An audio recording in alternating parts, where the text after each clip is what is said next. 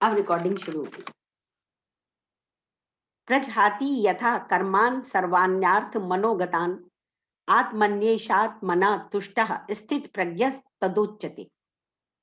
अर्थात श्री भगवान ने कहा, अब भगवान जवाब दे रहे हैं कि वो जो कृष्ण भावना भावित व्यक्ति होता है उसके लक्षण क्या होते हैं। श्री भगवान ने कहा, हे पार्थ, जब मनुष्य मनोधर्म से उत्पन्न होने वाली इंद्रिय तृप्ति की समस्त कामनाओं का परित्याग कर देता है और जब इस तरह से विशुद्ध हुआ उसका मन आत्मा में संतोष प्राप्त करता है, तो वह विशुद्ध दिव्य चेतना को प्राप्त स्थित प्रज्ञ कहा जाता है। पार्थसारथी जी के डिस्कोर्स में यूं कहा है, when one completely casts off, O Parth, all desires of mind and it's satisfied in the self by the self, जब उसकी सारी डिजायर्स एग्जॉस्ट हो जाती हैं, ड्रॉप हो जाती हैं, कोई डिजायर ही नहीं रहती और वो अपने स्वभाव में, अपने स्वरूप में स्थित होकर सेल्फ में स्थिर रहता है, सेल्फ के द्वारा आत्म में स्थित रहता है, अपनी आत्मा में। Upon reaching the ultimate state of self realization all desires vanish. जब हम सेल्फ रियलाइजेशन की असली, जिसे कहना चाहिए ऊंचाई पर पहुंचते हैं, उसके स्टेट पर पहुंचते हैं, तो सारी डिजायर्स वैनिश हो जाती हैं, सारी डिजायर्स अपने आप से गायब हो जाती हैं, ड्रॉप हो जाती हैं। वैराग्य में कृष्ण भावना भावित में आपको कुछ छोड़ना नहीं पड़ता, बट जब आप जीवन में हायर गोल प्राप्त करना चाहते हैं तो छोटे छोटे छूट जाते हैं, अपने आप से छूट जाते हैं। जब आप बच्चे थे, आपकी बहुत इच्छाएं थी, उस समय आप खिलौनों को छोड़ने को तैयार नहीं थे। याद करें अपना बचपन, कोई खिलौना आपके पास होता था, उसको छोड़ने को आप तैयार नहीं थे। परंतु जब आप बड़े हुए, आप अपनी अवस्था अनुसार अलग अलग तरह के एंटरटेनमेंट के जो साधन है उनको खेलने लगे, उनको अपनाने लगे, तो वो जो छोटे छोटे खिलौने थे अपने आप छूट गए। और अब देखिए, अब आपको उन खिलौनों की कोई डिजायर नहीं है। आपने वो डिजायर नहीं छोड़ी, बल्कि आपके विचार, इच्छाएं आपके साथ युवा वर्ल्ड में पहुंच गए और वो खिलौने अपने आप छूट गए। अध्यात्म में आप हायर डिजायर को पकड़ते हैं by developing yourself and living higher values. जैसे ही आप हायर डिजायर्स को पकड़ते हैं, then lower desires naturally drop हो जाते। क्लियर? आगे चलें। जब एक फूल फल में कन्वर्ट होता है तो उसकी पंखुड़ियां स्वतः ड्रॉप हो जाती है। जब एक फूल फल में कन्वर्ट होता है तो उसकी पंखुड़ियां स्वतः ड्रॉप होती हैं, परंतु यदि आप उसकी पंखुड़ियों को एक एक करके ड्रॉप कर दो तो फूल फल में कन्वर्ट नहीं होगा। कैटरपिलर का भी याद है आपको, एक एग्जाम्पल है कैटरपिलर का, कि वो जो तितली का जो, उसको कैटरपिलर कहते हैं ना, छोटा सा जो बच्चा होता है ना, तो उस, वो एक, जिस समय कैटरपिलर से तितली बनना होता है, उसके पंख निकलने वाले होते हैं, तो वो स्ट्रगल कर रहा होता है। जब स्ट्रगल कर रहा होता है, अगर आप दया करके उस कैटरपिलर का थोड़ा अपना फोर्स लगा के आप ऐसा कुछ कर दो, खोल दो उसको, तो वो कभी उड़ नहीं पाता। तो वो ऑटोमेटिक ही होता है, स्वतः ही होगा, उसके पंख अपने आप से ही खुलेंगे। The growth of the flower causes the petals to drop. Similarly, the growth of your spirituality personality marks the renunciation of your desires, and therein the ultimate state of self-realization, all your desires fall away. जैसे फूल फल में convert होता है, उसमें कोई force की जरूरत नहीं होती, रेजिस्टेंस की जरूरत नहीं होती, स्वतः होता है। ऐसे जब आप स्पिरिचुअलिटी में आ जाते हैं, जब आप हायर गोल के पीछे होते हैं, उसको पकड़ते हैं, थिंग्स अल्टीमेट स्टेट की तरफ चलते हैं, तो जो आपकी डिजायर से ऑटोमेटिकली फॉल अवे हो जाए। आप खुद देखिए, पहले कुछ-कुछ तरह की कितनी चीज़ें आपको पसंद थी। हर हफ्ते मूवी जाना, सुबह से शाम तक टीवी के सामने, काम करते-करते भी सारा दिन टीवी, कितनी गॉसिपिंग करते थे टेलीफ़ोन्स पर। अभी क्या रह गया? अभी काम, एम, बच्चों को पढ़ा-लिखा कर बड़ा करना है, घर की गृहस्थी का काम करना है, थोड़ी-सी देर को टेलीविज़न देखना है और बाकी अपना समय निकाल कर हम क्या कर रहे हैं? गीता अध्ययन। ऑटोमैटिकली आपका इंटरेस्ट इधर आना शुरू हो गया, स्पिरिचुअलिटी में आने की वजह से।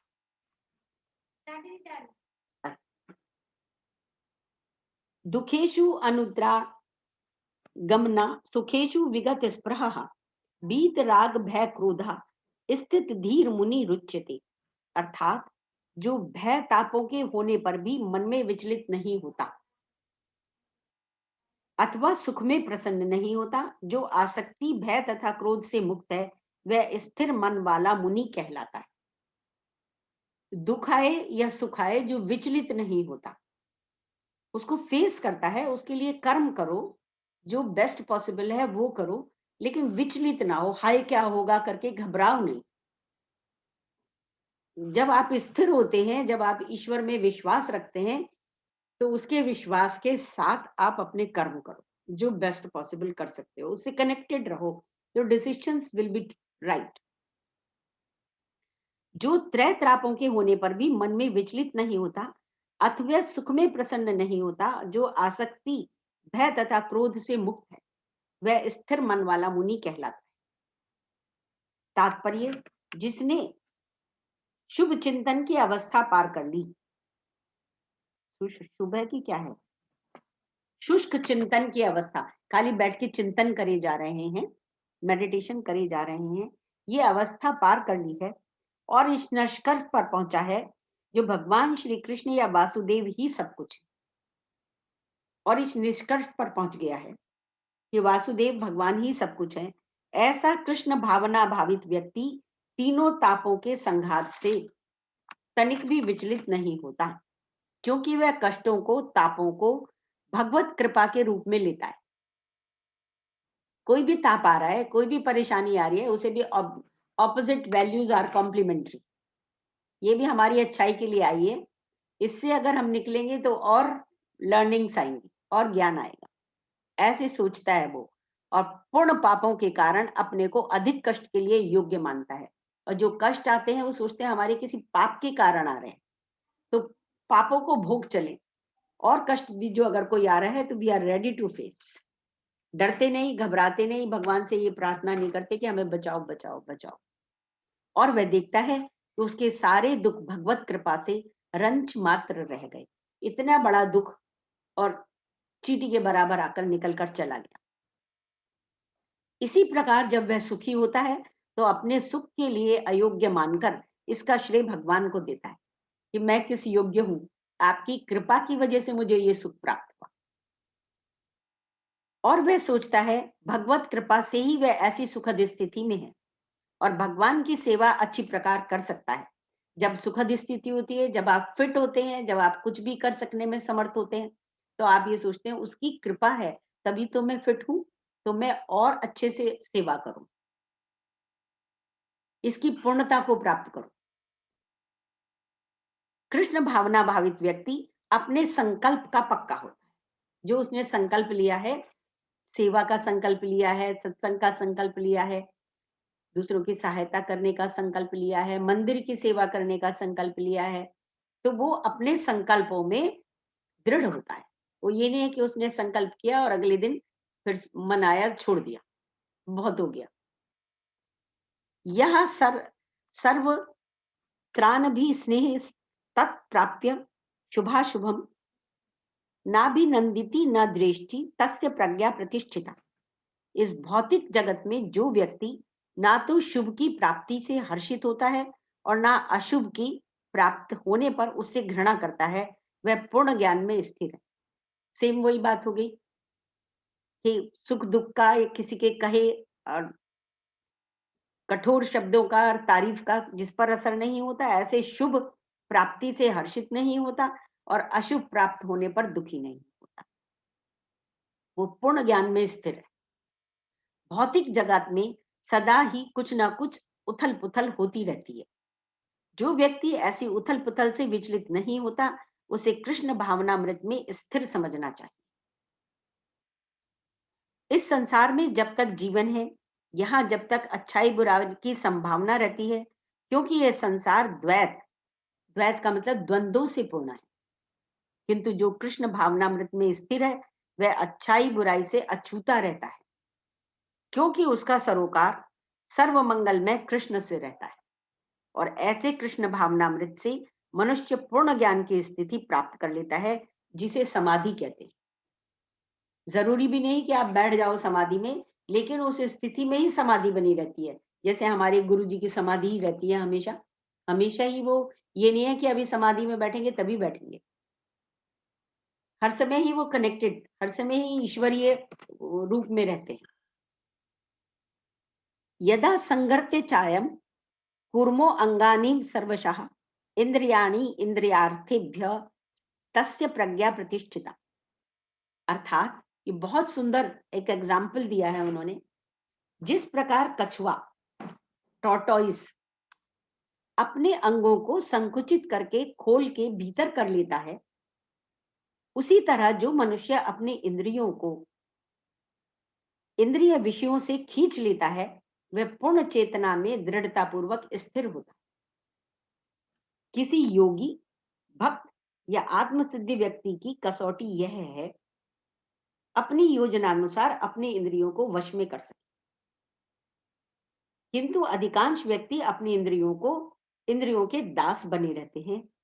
यह है उत्तर इस प्रश्न का कि योगी किस प्रकार स्थित होते हैं।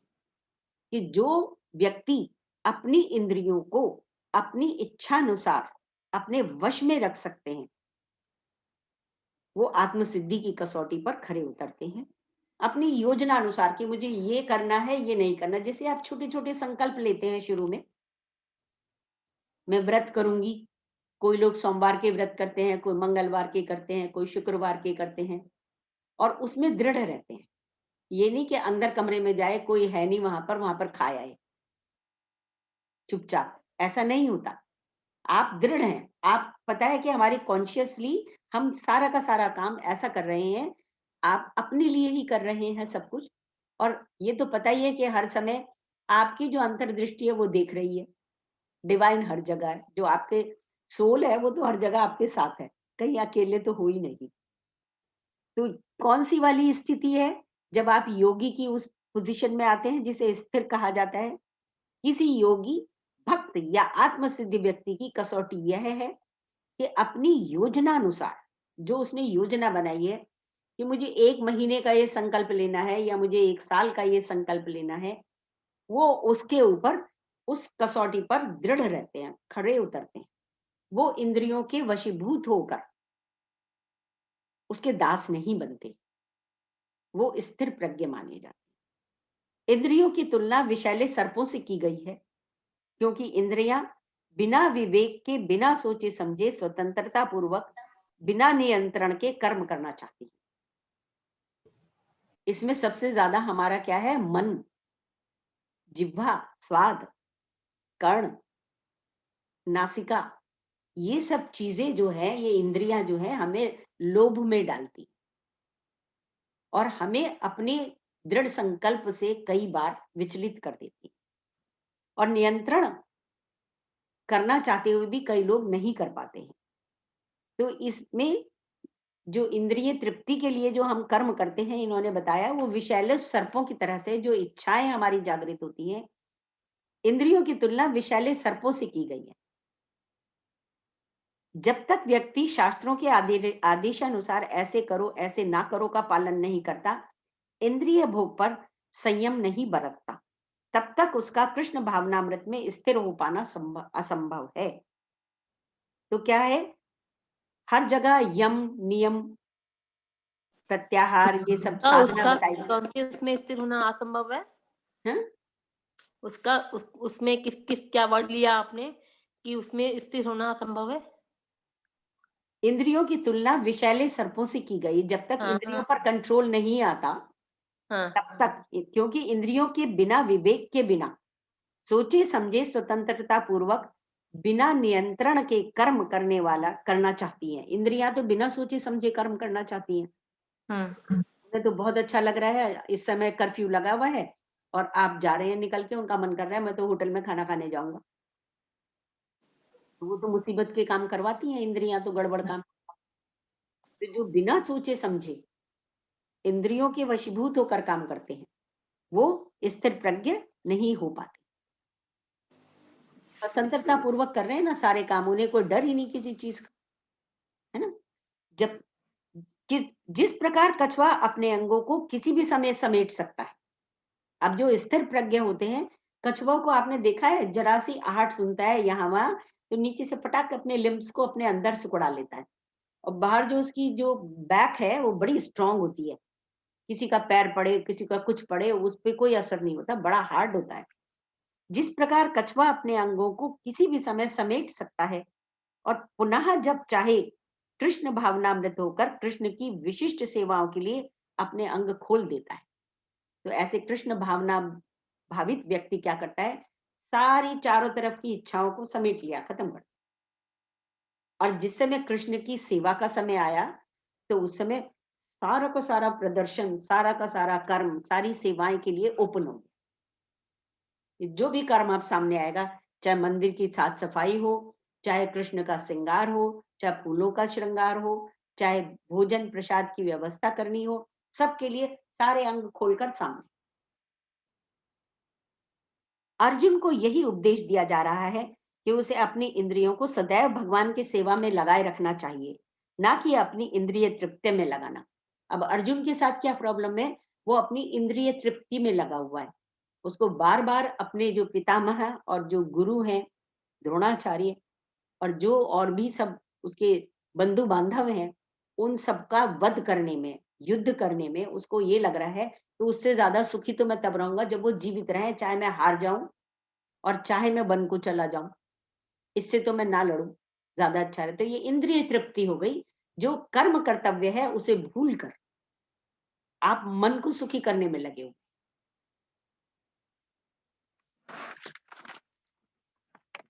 विषया विनिर्वर्तन्ते निहारस्य देहिना रसवर्ज रसो अप्यस्य परम दृष्टवा निवर्तते।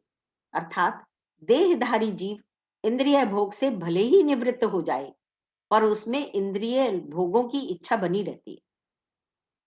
आप देखिए, देहधारी हैं, 60 के हो गए, 70 के हो गए, 80 के हो गए, कुछ भी ऐसा काम करने योग्य नहीं रह गए जो दौड़ के कर ले, है ना? फिर भी इच्छा बनी रहती है, विषय भोगों की इच्छा बनी रहती है। लेकिन उत्तम रस के अनुभव से ऐसे कार्यों को बंद करने पर वह भक्ति में स्थिर हो जाता है। लेकिन अगर उसके अंदर ये ईश्वर के प्रति लगन लग जाए, देखो भक्ति में भी कोई किसी को जबरदस्ती लेके नहीं आ सकता। आप में से कितने जन हैं जो पेयर से यहाँ पर हैं, किसी के हस्बैंड है और किसी की वाइफ है ना? तो जिसको ये रस बेटर लग जाएगा, कृष्ण भावनामृत का रस जिसको लग जाएगा, जिसके अपने अंदर से प्रस्फुटन होगा ईश्वर का, जिसको ये रस अच्छा लग जाएगा, तो वो विषय भोगों की तरफ से अपने आप उसका मन संकुचित हो जाए, अपने आप उधर की तरफ मन नहीं जाएगा। तात्पर्य, जब कोई अध्यात्म को प्राप्त न हो, तब तक इंद्रिय भोग से विरत होना असंभव है। अभी तो अध्यात्म को ही प्राप्त नहीं हुए, तो इंद्रिय तृप्ति जो भोगों से विरत होना संभव ही नहीं है। विधि विधानों के द्वारा इंद्रिय भोग को संयमित करने की विधि वैसी ही है जैसे किसी रोगी के किसी भोज्य पदार्थ खाने पर प्रतिबंध लगाना।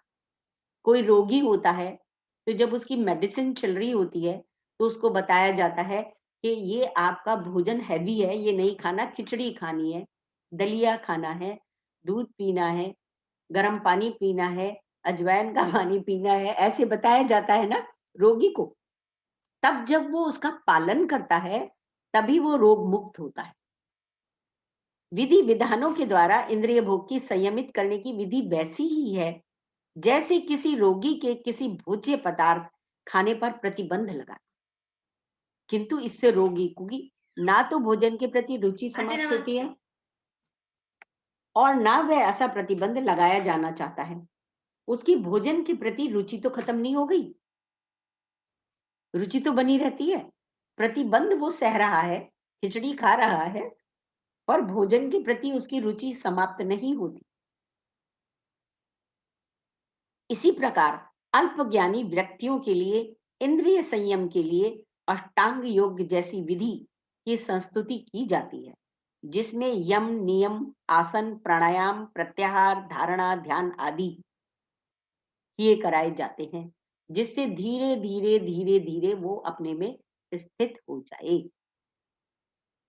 जिस मनुष्य को कृष्ण भावनामृत के पथ पर प्रगति के क्रम में परमेश्वर कृष्ण के सौंदर्य का रसास्वादन जिसने कर लिया, कृष्ण भावनामृत के रास्ते पर जिसने कृष्ण के रस का अनुसाधन कर लिया, उस जड़ भौतिक वस्तुओं में कोई रुचि नहीं रह जाती। अतः आध्यात्मिक जीवन में ये सारे प्रतिबंध अल्पज्ञानी नव दीक्षितों के लिए हैं। ये सारे प्रतिबंध, योग करो, इस टाइम उठो, इस टाइम सो, इस टाइम प्राणायाम करो, इस टाइम ध्यान करो, ये सब नव दीक्षितों के लिए है। जब कृष्ण भावनामृत में कृष्ण भावना भावित हो जाता है व्यक्ति और उससे पता है कि ये सारे के सारे यम नियम वहां लेके जाने हैं कि कृष्ण में स्थिर हो जाए, तो उसकी स्थिति बिल्कुल अलग होती है। जिस मनुष्य को कृष्ण भावनामृत के पथ पर प्रगति के क्रम में परमेश्वर कृष्ण के सौंदर्य का रसास्वादन कर लिया हो, उसे जड़ भौतिक वस्तुओं में कोई रुचि नहीं रह जाती। अतः आध्यात्मिक जीवन में ये सारे प्रतिबंध अल्पज्ञानी नवदीक्षितों के लिए हैं। जब कृष्ण भावनामृत में रुचि जग जाती है, वो मनुष्य स्वतः ऐसी वस्तुओं के प्रति अरुचि उत्पन्न हो जाती है, उस मनुष्य की अरुचि उत्पन्न हो जाती है। अभी जैसे हमारे सामने आए टीवी सीरियल में एक कृष्ण का आ रहा है कोई सीरियल और एक पिक्चर आ रही है, तो क्या खोलेंगे हम? कृष्ण की पिक्चर खोलेंगे। ऑटोमेटिकली दूसरे की रुचि समाप्त हो जाती है। हायर गोल जीवन में आ जाए तो छोटी छोटी इच्छाएं स्वतः छूट जाती। और अब श्लोक 60, यततो रपि कौन्तेय पुरुषस्य विपश्चिता इंद्रियाणि प्रमादीनि हरन्ति प्रसभम मनः।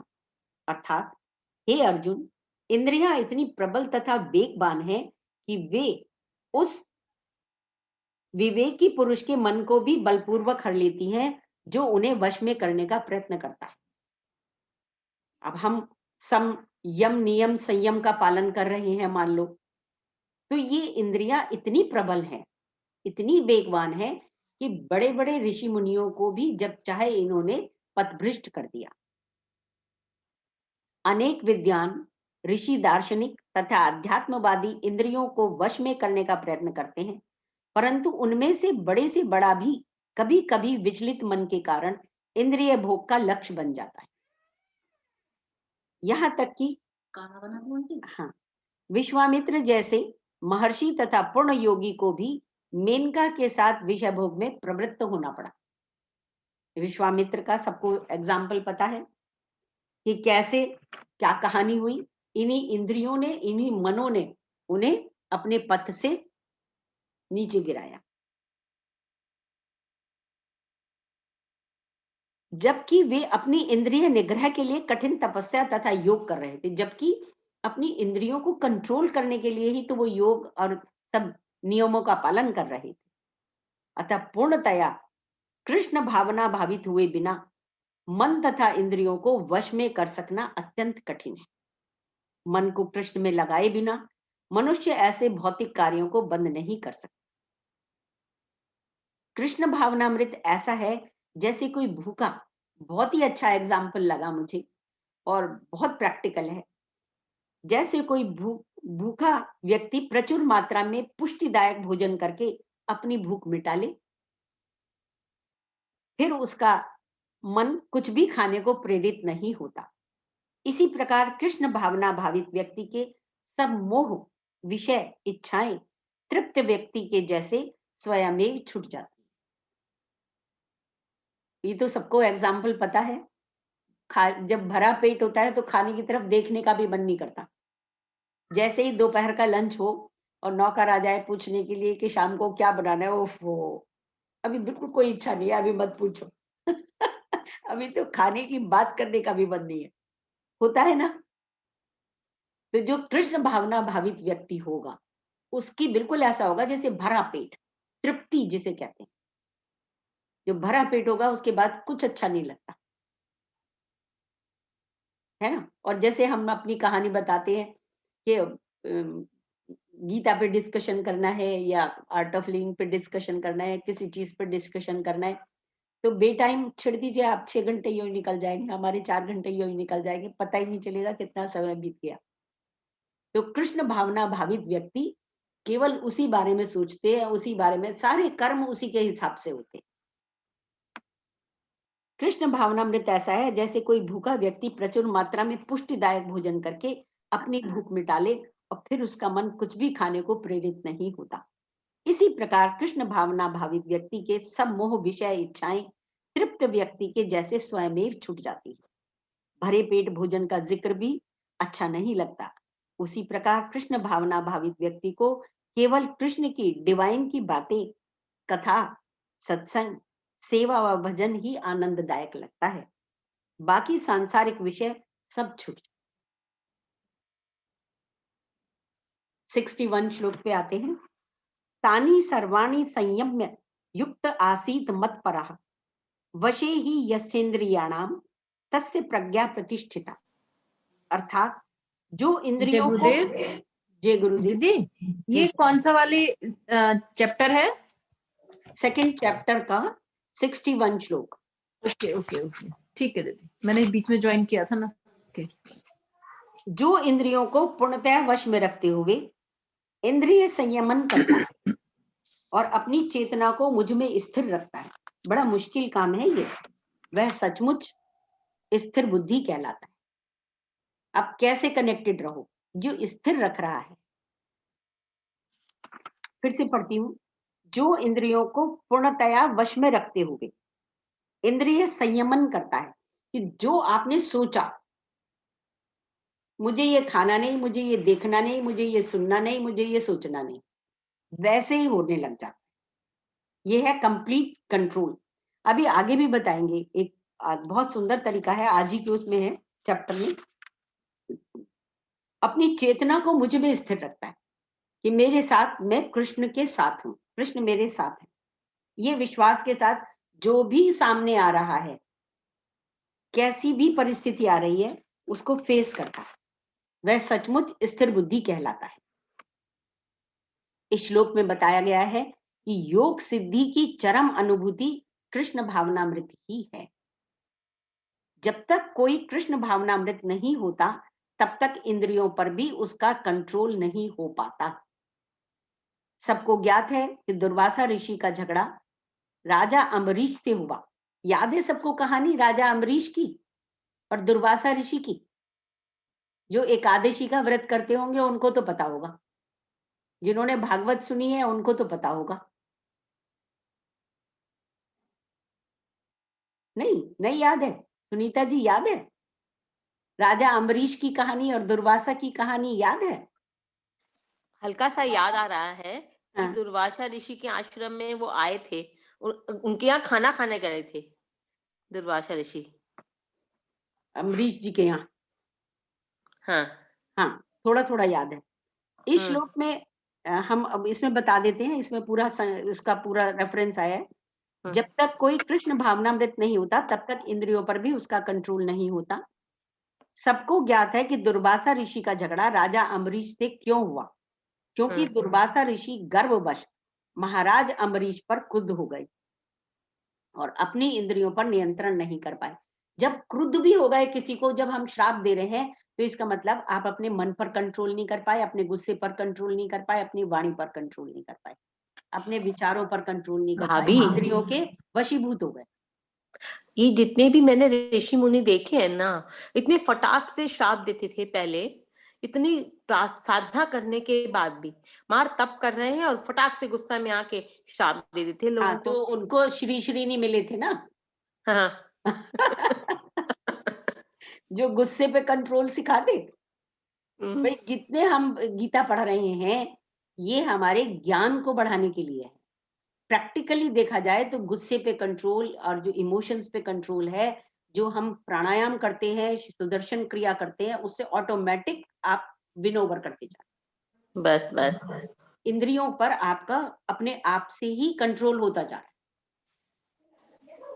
तो अपनी इंद्रियों पर नियंत्रण नहीं कर पाए। दूसरी ओर यद्यपि राजा मुनि के समान योगी न थे, किंतु वे कृष्ण भक्त थे और उन्होंने मुनि के सारे अन्याय सह लिए, जिससे वे विजयी हुए। अब मुझे मुझे भी थोड़ी-थोड़ी कहानी याद है, इसमें पूरी नहीं है। ऐसा था, एकादशी का व्रत चल रहे थे, एकादशी का व्रत का दिन था। तो राजा दुर्वासा जी पहुंच गए हैं राजा महाराज अम्बरीश के यहाँ। महाराजा अम्बरीश का एकादशी का व्रत था और बड़े पहले क्या करते थे कि जब जिसका भाग हो जाता था राजा का, एकादशी का व्रत हो या कोई भी व्रत होता था, त्योहार होता था, तो वो सारे अपने जितने जन प्रजा होती थी सबको साथ लेके करते। बहुत सारे लोग थे वहां पर, तो सब वहां पर पूजा वूजा चल रही थी। कृष्ण जी की पूजा होती ही है उसमें, एकादशी व्रत में तो होती है ना कृष्ण जी की पूजा। तो वो हाँ। सब चल रही थी। दुर्वासा ऋषि जी वहां पहुंच गए। दुर्वासा ऋषि जी ने कहा कि मुझे कुछ काम याद आ गया है, मैं वो करके आता हूँ और आने के बाद हम व्रत खोलेंगे। ऐसा कह के वो चले गए और उन्हें परीक्षा लेनी थी राजा अम्बरीश की। और अगला दिन जब खोलने का समय हो गया, द्वादशी को व्रत खुलता है। तो अब राजा अम्बरीश प्रतीक्षा कर रहे हैं, प्रतीक्षा कर रहे हैं। अब 1 मिनट रह गया, अगर उस 1 मिनट के अंदर, हम लोग तो खैर इतना नहीं करते हैं, हम तो उसी दिन खोल लेते हैं। लेकिन उस समय के जो कठिन वाले जो व्रत हुआ करते थे, पहले तो अगले दिन द्वादशी का वो भी पत्रों से निकलता था कि इतने बजे से द्वादशी खत्म हो जाएगी। इतने बजे लगेगी और इतने बजे खत्म हो जाएगी।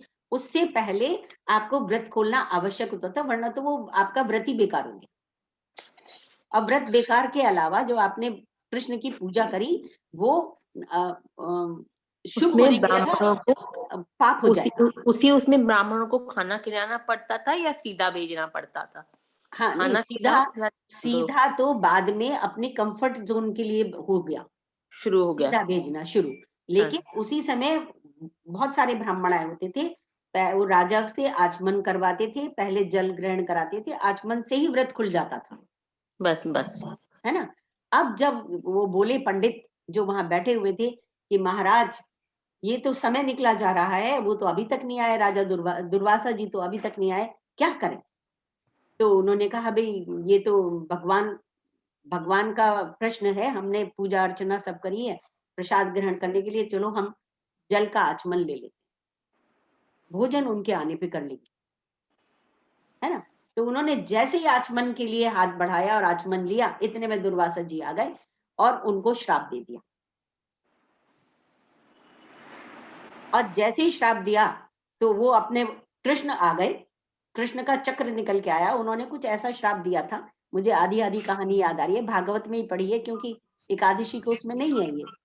हाँ। वो आगे-आगे भाग रहे हैं दुर्वासा जी और चक्र पीछे-पीछे भाग रहा है कृष्ण का। हाँ। और वो सबके पास गए, वो ब्रह्मा के पास गए, वो शिव के पास गए, सबने हम्म, कह दिया कि भई इससे तो आपको मुक्ति, इस चक्र से तो मुक्ति राजा अम्बरीश ही दिला सकते हैं। अब वो राजा अम्बरीश के पास जाने को तैयार नहीं थे। दौड़ते फिर वो राजा अम्बरीश के पास पहुँचे और जाके उनसे ये कहा कि उनसे माफ़ी माँगो, तो वो तुम्हें माफ़ करेंगे। इससे पहले वो राजा अम्बरीश से माफ़ी माँगते, अम्बरीश खुद उनके चरणों में बैठ गए, बोले, "क्षमा करें, मुनिवर क्षमा करें।" वो 1 मिनट ही रह गया था, इसलिए आचमन ग्रहण करिए, आप भोजन के लिए पधारें। उन्होंने उस ऋषि को अपने चरणों में झुकाया भी नहीं और क्षमा देने की जगह खुद ही क्षमा मांगने बैठ गए। तो इस प्रकार दुर्वासा ऋषि राजा अम्बरीश से पराजित। वो इतने बड़े योगी थे और वो सारे कर्मकांड कर रहे थे अपने राज्य के। उन्होंने उसके सारे जो उन्होंने उसको क्या बोलते हैं, जो उसके गलत बातें थी वो सब सही, और फिर भी वो जीत गए। ये है इसमें, देखिए महाराज अम्बरीश पर क्रुद्ध हो गए और अपनी इंद्रियों पर नियंत्रण नहीं कर पाए। दूसरी ओर यद्यपि राजा मुनि के समान योग्य न थे, किंतु वे कृष्ण भक्त थे और उन्होंने मुनि के सारे अन्याय सह लिए, जिससे वह विजयी हुए। राजा अपनी इंद्रियों को वश में कर सका क्योंकि उसमें निम्नलिखित गुण थे, जिनका उल्लेख श्रीमद् भागवत में 9, 4, 18, 20 में हुआ है। अब वो उन्होंने बहुत लंबा श्लोक दिया है, मैं हिंदी में उसका मीनिंग आज बताकर पूर्ण करती हूँ। राजा अम्बरीश ने अपना मन भगवान कृष्ण के चरणाविंदों पर स्थिर कर दिया।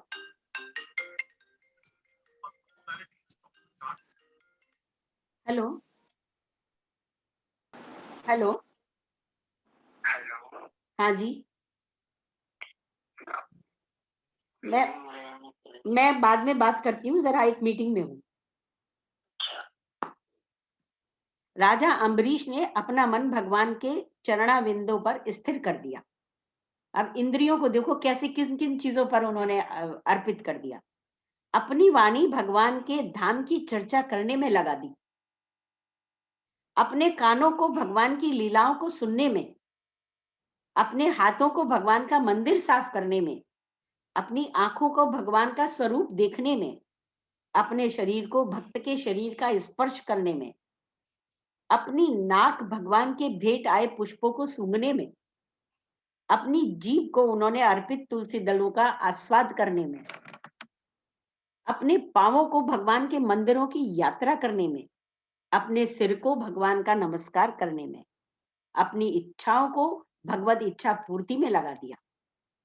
और इन गुणों के कारण वे भगवान के मतपरह हो गए, मुझ में एक हो गए। मतपरह इस श्लोक में है ना, मतपरह। तानी सर्वाणी संयम्य युक्त आसीत मतपरह, मुझ में एक हो जाता है वो प्राणी। वशे ही यस्येन्द्रियाणाम तस्य प्रज्ञा प्रतिष्ठिता,